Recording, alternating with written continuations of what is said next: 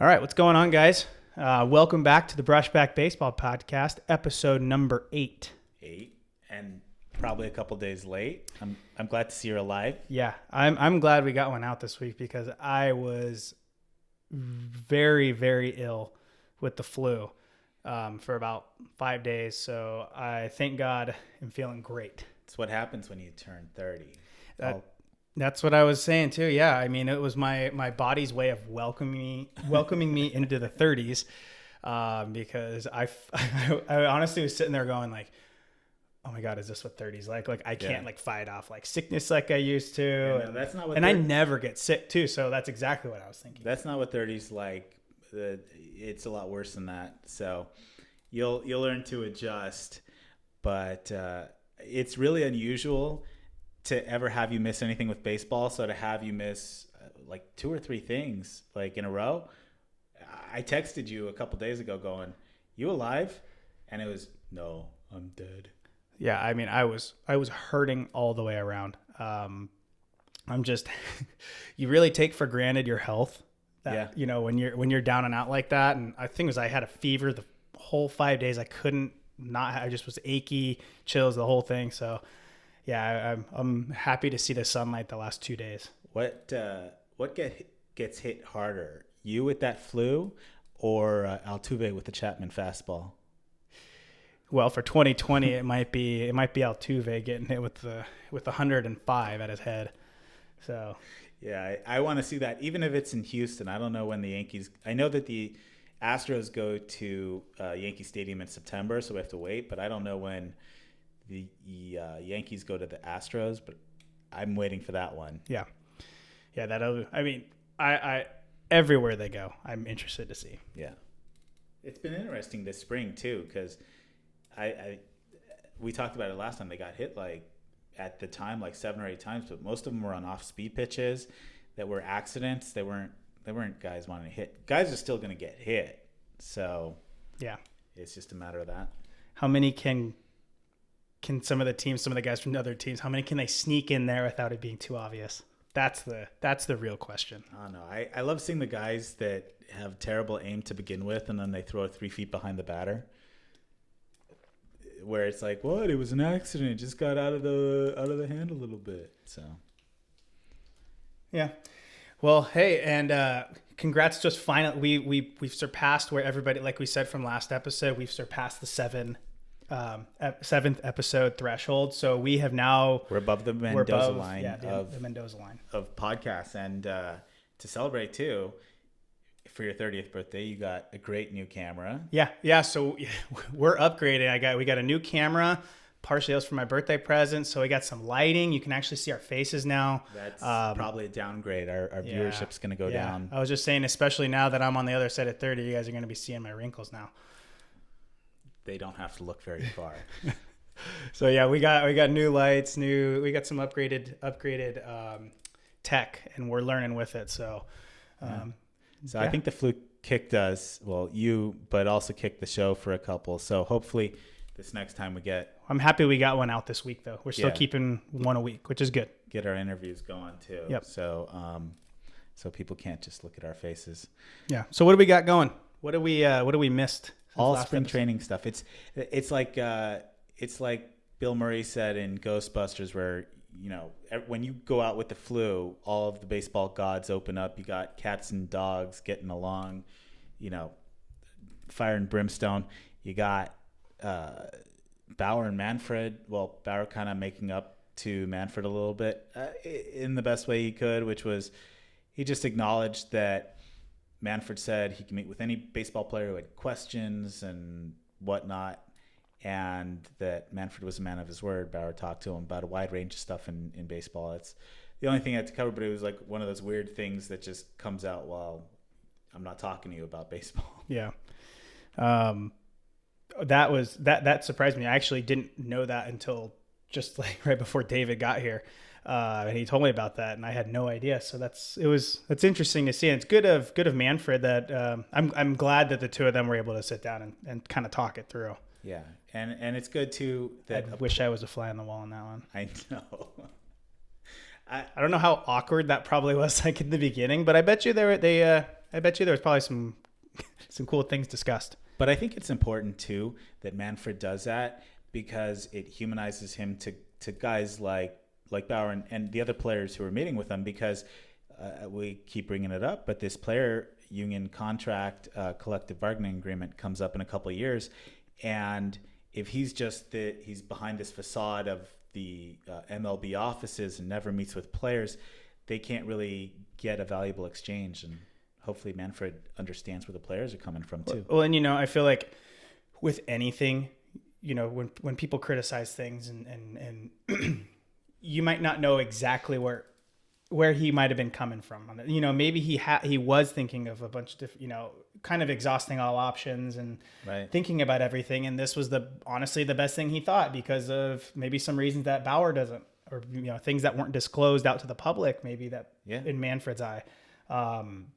So, it seemed to appease him from his tweet, or appease Bauer from his tweet. So, well, I think no matter what in business, I've learned that I always try to get somebody in a room, because that's the only way you're going to finish a deal. If somebody sits behind a keyboard, you can push in real estate, you can push a closing date back a week or two, or some piece of litigation back a few weeks. If people are just hiding behind the keyboard, you get people in a room to negotiate, to touch, feel each other, you're going to get a deal. So it's important, and I'm glad to see it happen in that context. Yeah, very true.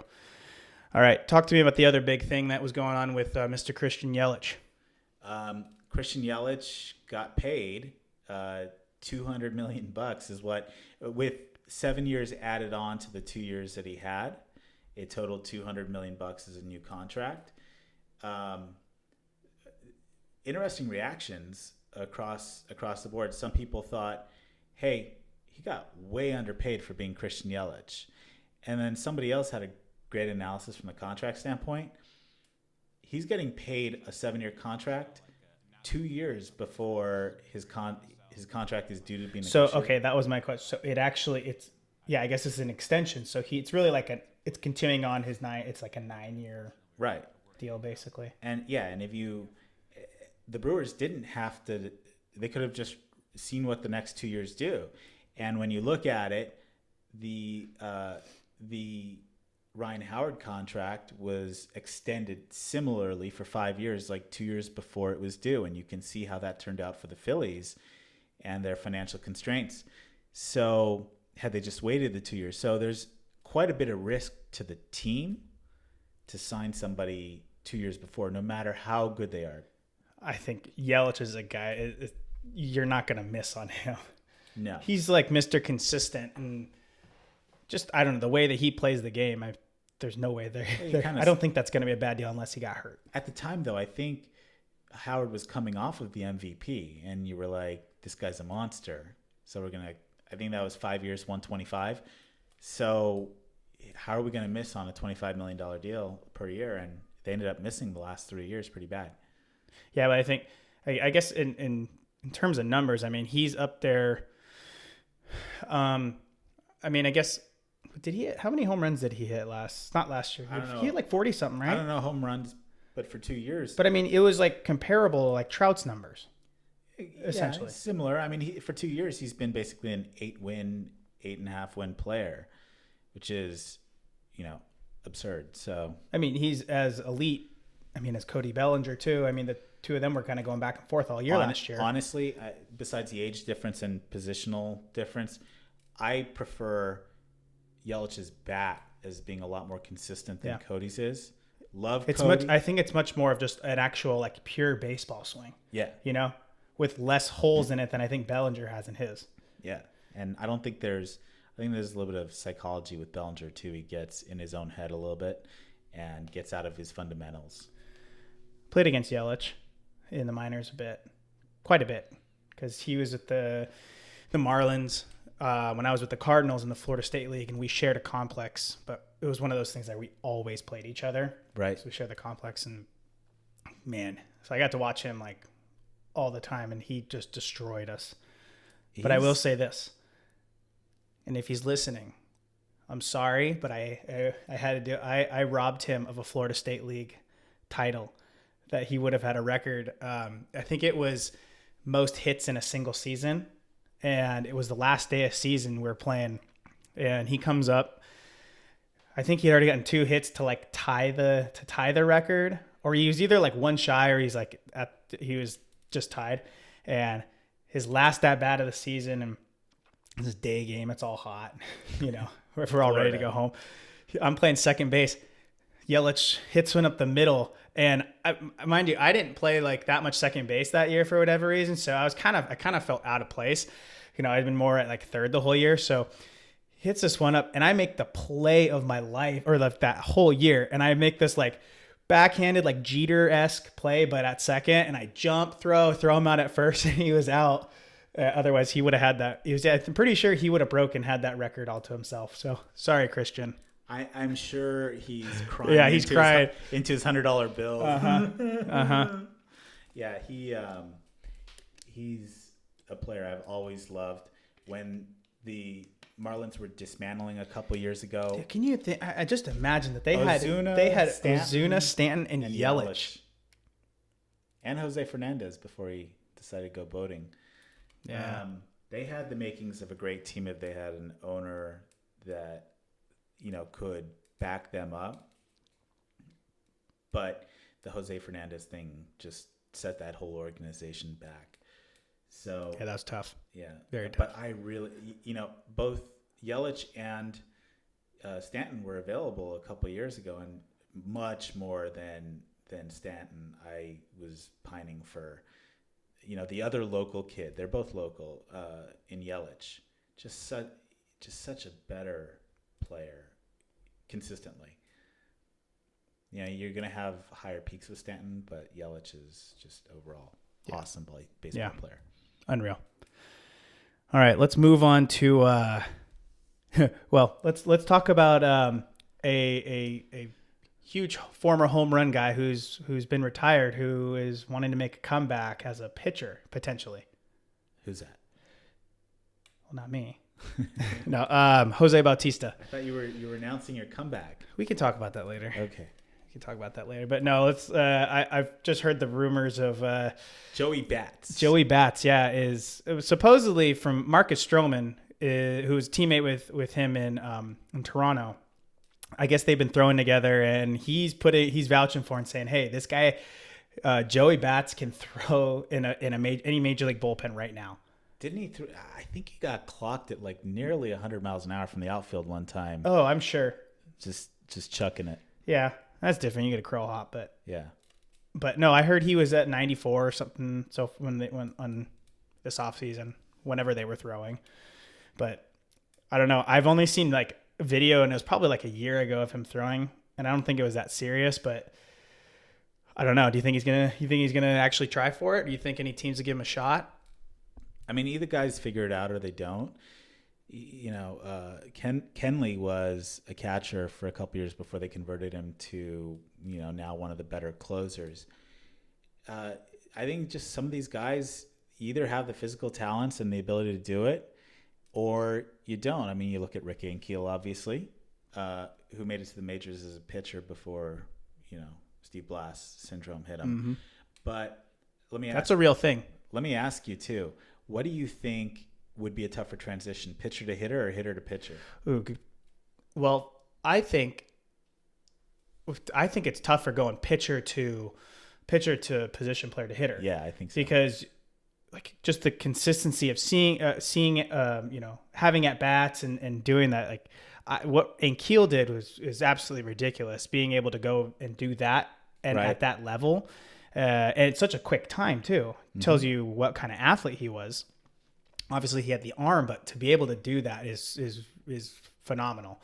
That's why you see most guys when, you know, they get drafted, they might be position players, and then they might have, you know, that backside safety net that, oh, they have a cannon, so we can maybe put them on the arm if they can't hit. Right, but that's such an early development thing that, you know, they switch if they don't. Yeah. I mean, like guys, like I remember Aaron Hicks. I grew up playing with him, you know, in travel ball and stuff, and he was always so highly touted. But same thing, I think when he got drafted by the Twins, I think they were one of the only teams that, because he wanted to be a position player and he wanted to hit. He didn't honestly want to pitch. So even though like out of high school when we were 18, he was throwing 95, and every team I think wanted him as a pitcher only. Mm-hmm. So the Twins, I think, were one of the only ones that gave him a shot right out of high school and said, yeah, all right, you can go for it and hit. So, but I think, that's always that safety, because if he didn't, he could have, he could have been a good pitcher. Yeah. And he ended up working Look out. at Matt Bush. Yeah. Disaster as a hitter and as a position player, shortstop. First overall pick in 2003 or 2004. Yeah, for the Padres. And then he goes and... Padres decided to go with the local kid, by the way, instead of Justin Verlander. Could you imagine the front of the rotation in 2006, 2008 of PV and Verlander in the Padres? With a talented core that they had, it was a lucky thing for the NL West that didn't end up happening. Yeah. You're saying thank you as a Dodger fan. Yeah, for sure. Yeah. No, but anyways, I mean, I think that definitely is the easier of the two, in my opinion. Mm-hmm. So, yeah. Well, you were starting to say, switching topics a little bit because I cut you off to ask that question. Steve Blast's disease with chucking the ball as a second baseman. You ever have the yips? The yips. I had a serious case of the yips. One of my years in the minor leagues. It's such a mental thing. Thrown the ball millions of times, and it didn't really happen much as second. I was playing third base mostly. Mm-hmm. And I think it was 2012 when I was in the Florida State League. And for whatever reason, I made one error or something. I think I made 2 errors in one game, and they were just regular errors, that are going to happen. And then that next game I get in there, I got a routine ground ball, and then I was thinking about it for whatever reason, and then I threw it away. And it was super routine play. And from that point on, it was I couldn't throw the ball the rest of the season. It was a struggle. And it was everything I thought about then too was oh my God, we're in Florida. It's the most humid place. My hands are sweaty. And then I'm thinking in between each pitch, I'm okay, I got to get dirt on my hands, rub it together, make sure my hands are dry. So that's all I was thinking about. And so that's how it's such a mental thing, but no, it's a real thing. And it's one of those things that I know that there's, you work with sports guys work with sports psychologists to get out of it. I'm sure Ken Reviz would have been the guy to talk to, but it took me just not thinking about it. And it wasn't until I got to, I think that next season, and I just totally forgot about it. I went through the off season, and then I was fine. Ended up being really good defensively when every time I played in Double-A, but I was going to ask you how you got over it. You remember Playboy Centerfolds? Major League 2? Yeah. You have to be a baseball fan to understand that reference. Yeah. I'll put a link to it. Or no, I'll put a little clip in it.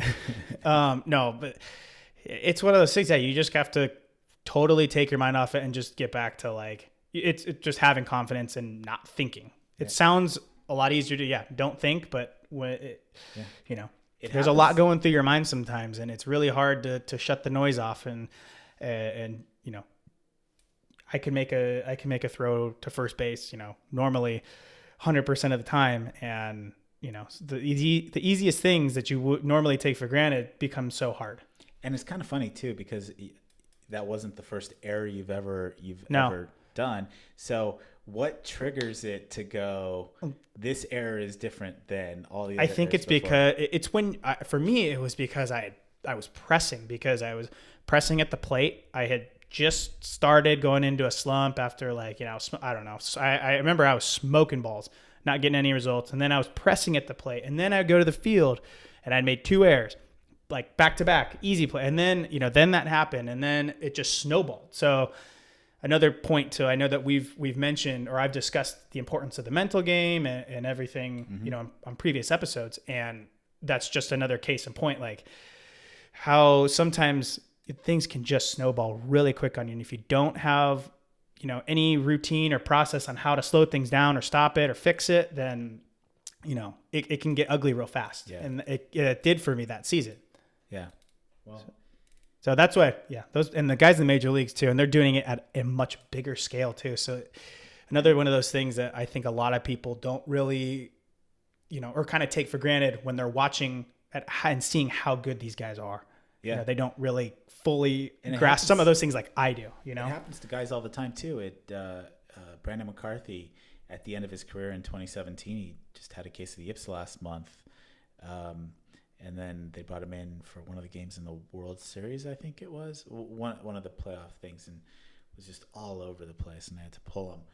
But, you know, it happens to everybody. And you know what? It can be nothing with the baseball field. It could be something with the marriage. It could be something that just triggers it. And Totally. You're pissed off thinking about whatever while you're on the field. Power of the mind, man. Oh, it can help you or it can hurt you. Oh, yeah. So, did you hear about the Top Golf tournament that was going on a couple days ago, or were you out? Oh yeah, I was. Yeah, it was. I think Clarissa sent me the highlights, or maybe it was you.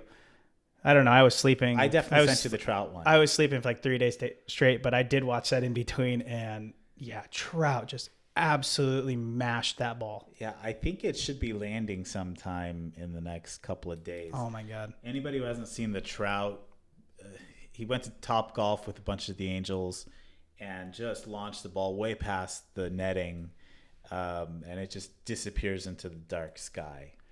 I mean, baseball players can, obviously because we're swing oriented players, you know, for the hitters at least. Can be some pretty good golf players if we probably focused in on it, but you know, like guys like Trout they're just so fun to watch. Do you think you could do something like get over the netting like that? Not now. Maybe back then I could mash it too. When I got it, you know, the same thing. It's like Trout probably could have hit, you know, 20 balls before then. They could have gone, you know, this way, that way, but when you connect with it and it goes straight like that, you can get into him, you know?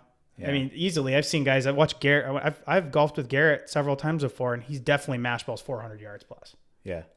Easily. Yeah. Yeah. Did you see Bellinger's? Yeah, I saw his too. I was laughing because before I saw the video of Bellinger going, I saw a video that he was comment on a tweet that he was out for the day because of side soreness, and then you see the video and he just goes full berserk on a golf ball and going, that's what he did.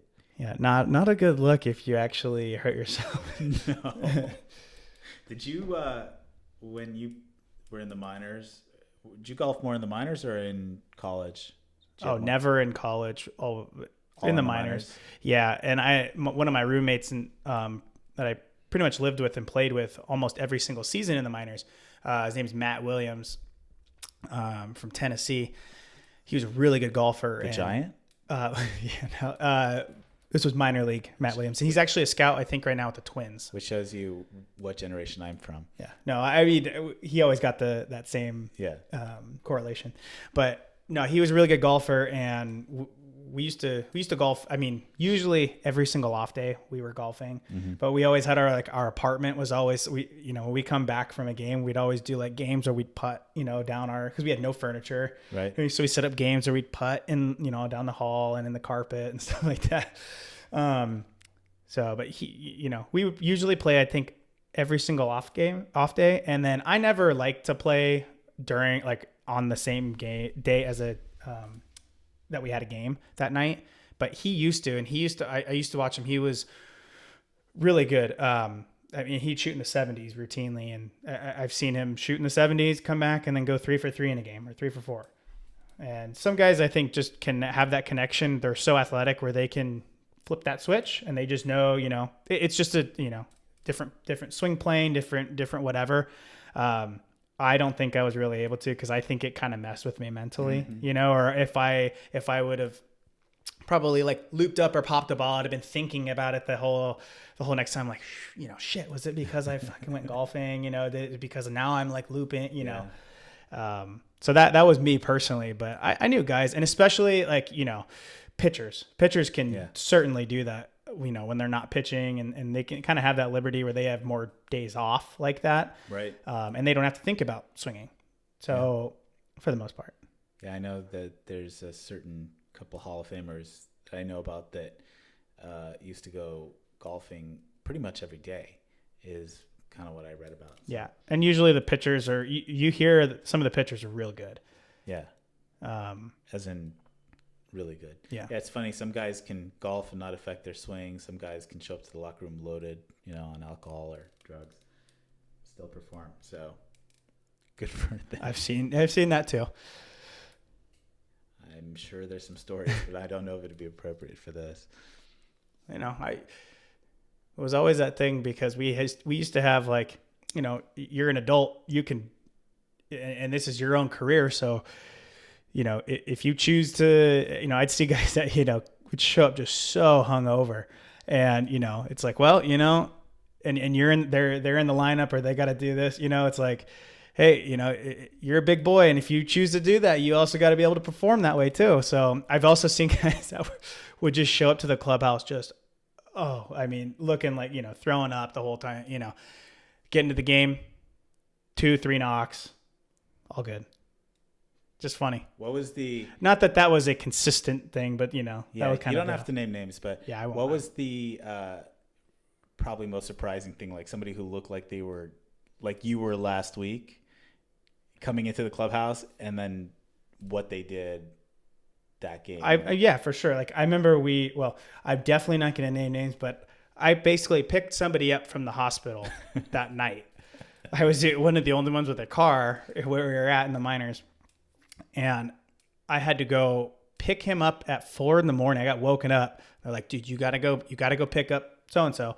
I'm like, oh, great. So I go pick him up. We come back and he's, had been given an IV the whole time. And he's just talking nonsense the whole thing. And then we get to the thing and he's just not looking good.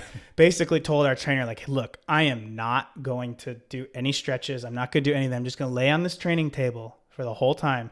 And he got lucky because normally like you can't tell the coach that or something like that. So, but it had been like raining most of that day. So there was no on the field BP. There was only cage BP and it was optional. So you didn't have to if you didn't want to. God, and so was falling for him. Huh? Everything was yeah, he got lucky. So he literally laid on the training table the whole time. I think he a couple trips back and forth from the bathroom and then he got in and did well. Got a couple knocks. Good for him. Everybody just shaking their heads, And everybody knew what had happened. Oh, yeah. Yeah. Well, it's been interesting this spring training, both seeing the Topgolf, the way the social media happens. But I don't know if you've seen a whole bunch of people mic'd up this spring training compared to previous ones. I like that. Did you see the Anthony Rizzo one from a couple days ago? Yeah, with him and Bryant. Well, they were facing the Angels. Yeah. And I don't remember who's pitching on the mound, but he's like, this guy's giving me one fastball. I don't know, but can somebody beat a trash can and tell me which way it's going to go? Actually, I didn't hear that part, but I know which about you're talking about, but I didn't hear him say that with the trash can. That's funny. Yeah, and he ended up getting, I think, a single on that. He did. One. Because I thought I had heard him say like, he hasn't really trying to go heater on me yet, so that's why I'm going to sit right here. And as he's saying that, he gets the heater. Boom, lines went into the gap. Yeah, so watch that at bat again. Okay. You'll hear him talk about banging the trash can. Yeah, that was Rizzo. That wasn't Bryant. Yeah, that was Rizzo. Yeah. And then you have Bryant who in his at bat, and he's getting up there and he goes, "Oh my god, oh my god, oh my god, oh my god, oh my god, oh my god, oh my god," as he ambushes a fastball, lines a foul. Is that for show, or are you guys sometimes thinking that when you're up there? No, I never did. You can't be in that mentality usually. No, I mean, like, I know they're messing around in a spring training game, but not in spring training, of course. Maybe if Chapman's throwing at me, or if Jordan Hicks from the Cardinals, those two guys are throwing, I might be saying that. Did you ever feel overmatched anytime, college or whatever? Yes. Where you were just like, oh my god, what am I gonna do against somebody that somebody would know? Yeah, the second time I faced Syndergaard. Okay. And when I faced Jose Fernandez a few times, but it was the spring training right before he broke camp, or right before he was in the big leagues. He K'd me on 3 pitches. Syndergaard just absolutely destroyed me in high A. And were you just like, what is that just coming past you? Like, it was, yeah. Syndergaard, I remember specifically, like that was like, oh wow, like okay, that was really impressive. Did you know for sure he was gonna It was like, yeah, it kind of was like, it didn't matter what he was going through. I also wasn't seeing the ball very well. Right. I was kind of in a, not really hitting very well at that point too. So that probably helped. But so it was kind of like, yeah, whatever he throws here, I'm probably going to be out. And that's going to happen. It is. You're going to ask, at that point, you got to ask the umpire, what could I do? What was that? Yeah. Instead of baseball. Yeah, there's some other guys too. I probably won't be able to remember too many. Actually, now the couple guys with the Phillies, I remember in high A, the Phillies, they had they had 3 lefties in their staff that just owned me for whatever reason. I couldn't pick up the ball off of them. And normally I could hit lefties fairly well. And you're righty batter, so. Yeah, and for whatever reason, I could not hit these guys. Huh. I felt overpowered against them. I'm sure all 3 of them ended up making the big league. So I'm sure they are now, again, heartened that they know that Tyler Amatula said that to them. Yep. You're welcome, guys. Their lives are made. I was helping make them look better so they could get to the big leagues quicker. Smart. Mm-hmm. Yeah. You kind of wish that these guys kind of paid you commission for helping them out. So. Oh God, you know what? Actually, okay. I haven't said this before, but I've talked about this with some of the guys that I've lived with, because I almost felt like it was good luck to live with me if you wanted to play in the big leagues. I'm not kidding. Because, okay, I'm going to list some of the guys that I lived with who ended up playing in the big leagues.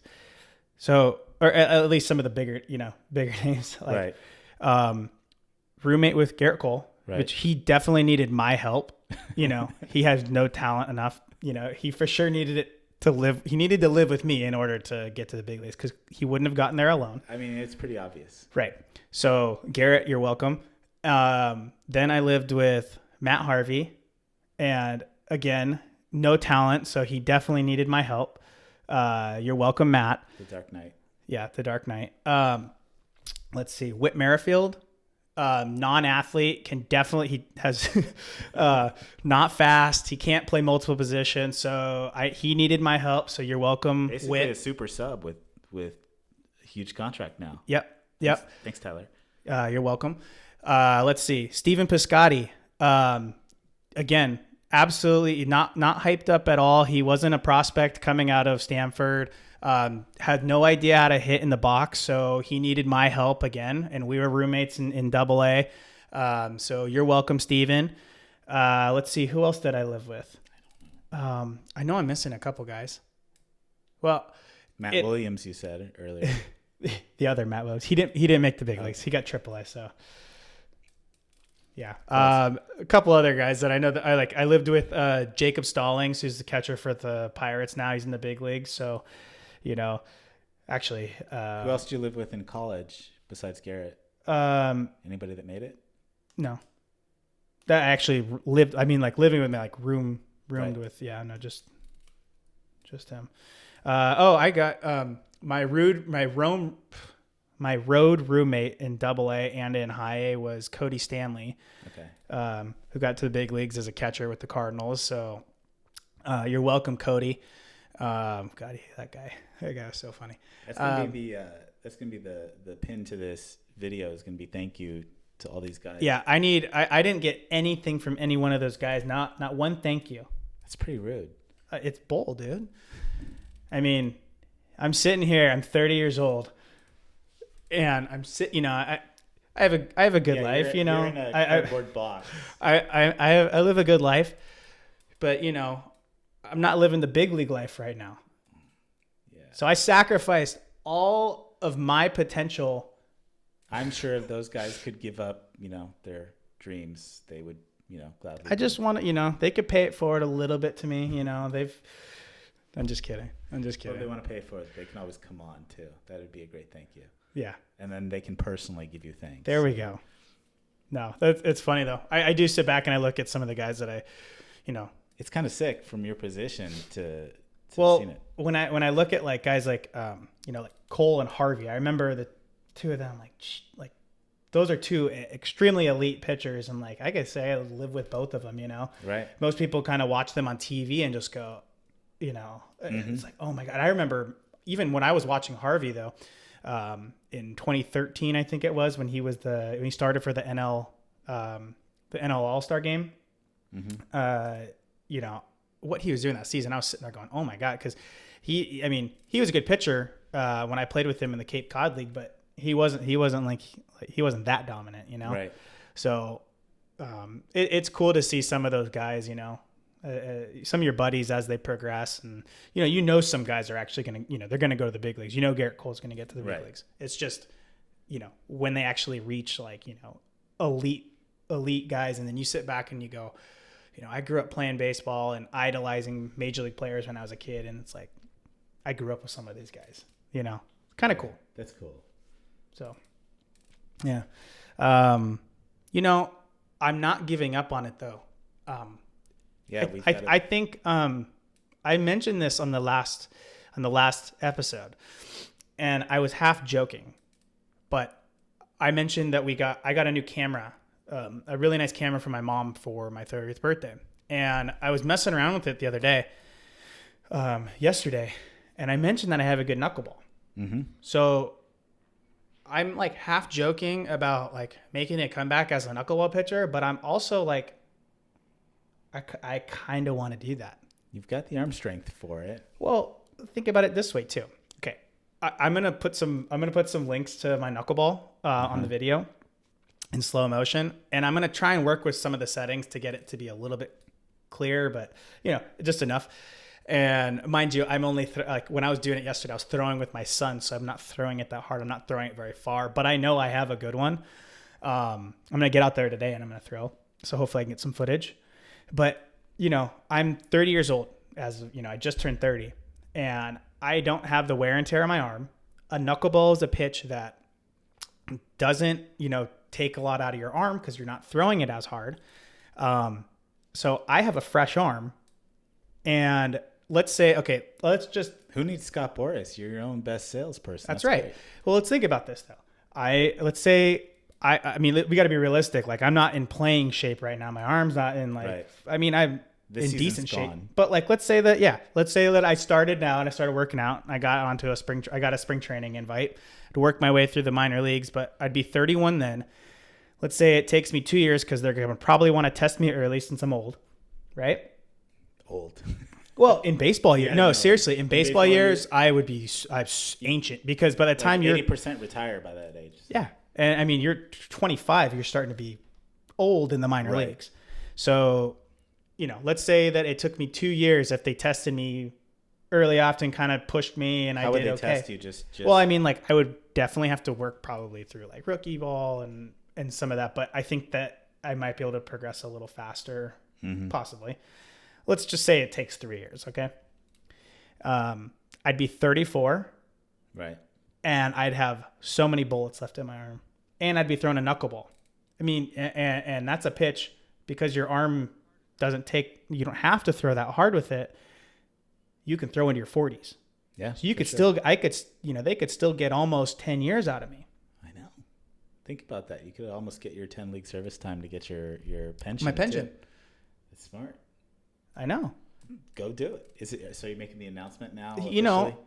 It's a tentative announcement. There's one person I got to talk to about this. No, you don't need to talk to her. What, if you do that, it's going to be a no. Well, not necessarily. It's not like you have 3 kids. So. Yeah, and another one coming. So yeah, my wife is pregnant with another boy coming. So baby coming in May. So got an entire infield. I'm not, I think I could do it. Personally, I would, if there was something that was my dream, I would do it. So, well, if that's the push you needed was to say end this show, then I'll take a hint. Hey, well, I gotta get to my practice. I gotta go through it. My son's here with me. He had minimum day today, so he and I are gonna go to the field, and I gotta get my throwing program in. All right, well, go do it.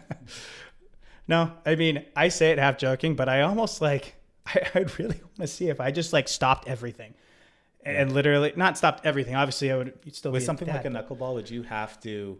Would baseball have to be your life again, like 8 hours a day, or is it a little bit different as an older pitcher? Maybe. I think I think with a knuckleball, it would be more about getting the reps in, of the feel of having the release point consistent. Because I mean, I think right now I'd say just off of a rough guess of me playing catch with it or throwing, like if I threw a bullpen with it right now, I could throw a good one probably like 75% of the time around there, and which is definitely not good enough to. Right. What are you gonna mix it in with? You can't throw a curveball every time. No, and that's the thing. I was a decent. I stopped pitching as soon as I got to college because I just focused on being a position player. But when I was at high school, when I was 18, my senior year, I touched 94, and that was me being 5'10", 165 pounds. So, and I know that I always had an arm. I had a really good arm, so I know that I could throw harder if I kind of more conditioned my arm like it, and I never did. So I really would have liked to see that. So, but I know that I could, if I worked for it, I could, if I mixed in, a low 90s fastball or something like that, and maybe a decent little slider, Yeah. Do it. I'd be supportive. I don't care. Sweet. As long as we can. I could still do the I could definitely do the podcast from the road. One day a week. I know. Right. Yeah. And then I can give everybody updates on how it was going. Yeah, you could have like a sequel then to the rookie. We might need a little. Yeah, I know. Okay. To pitch it to my wife, we would have to first. I'd sit down, and she's never seen. I don't know if she's seen the rookie, but we'd watch that movie as a family first. And actually, I don't think my boys have seen it. So we'd sit down and watch it as a family, and then after all that happened, and they show him making it to the big leagues, then we can talk about it. You should definitely not do that within the first 3 months of a newborn kid. Yeah, though. yeah. So wait, well, look, you gotta make that decision. Spring training 2021. That's a whole year away. Right. Well, you got to. And by that point, before that, huh? You got to prep long before that. Right. But like we're saying, I don't think that the actual prep and yes, I do have to like get into shape and on a throwing program and release point, all that, I have to put that work in, but I don't think it would be as necessary, as strenuous as trying to be like just a regular bullpen pitcher. Well, you better tell her before this thing airs, because if she catches wind of it, she doesn't listen to these, so yeah. But somebody's got to listen to it and go. Well, if it gets to her, that means we have enough people listening who support me. So if you want that to happen, if you want me to take this up with my wife, because it's gonna happen. No, that's okay. All right. I'd be ready to face the music then. So if enough people hear this, enough people really want to do it, spread this out, like it, subscribe, do everything. Do everything you can on any platform so my wife can hear this, and then she'll come to me angry, and then we can have the talk. I can talk her into it. As long as you are confident in your ability to persuade her, then go for it. Well, my wife is a preschool teacher. So she's used to dealing with little children's tantrums. Yeah. Maybe we could just, we can get a Sprinter or something, and then we can just live on the road, and they can come with me. Mrs. Ramatula, I'm going to be an astronaut. I'm going to be a baseball player. Today's career day. I should have went to the preschool today for career day and told them I'm a knuckleball pitcher. No, you should have told them I'm a famous podcaster. Yeah, there you go. With aspirations of baseball playing. That's right. Well, that's all I have for this episode, for episode number 8. You got anything else? Nope, I'm good. All right, well, that's it. That wraps it up for my hopes and aspirations in episode number 8 and my dreams. I feel like Teddy KGB. Your dreams go like this. Yeah, I know. But hey, it could happen. It could happen. You never know. Crazier things have happened. So, but no, everybody, thank you guys for listening. If you're watching it on YouTube, please give us a like and a subscribe. And if you guys are listening anywhere else, thank you guys. We appreciate all the support. And we hope you guys have a good weekend, rest of the week, whenever you're listening. And hopefully, if we don't all die of the coronavirus by next couple. Yeah, weeks. Stay healthy, everyone. I'm happy to have my health back. See you guys. All right, see you later. Bye.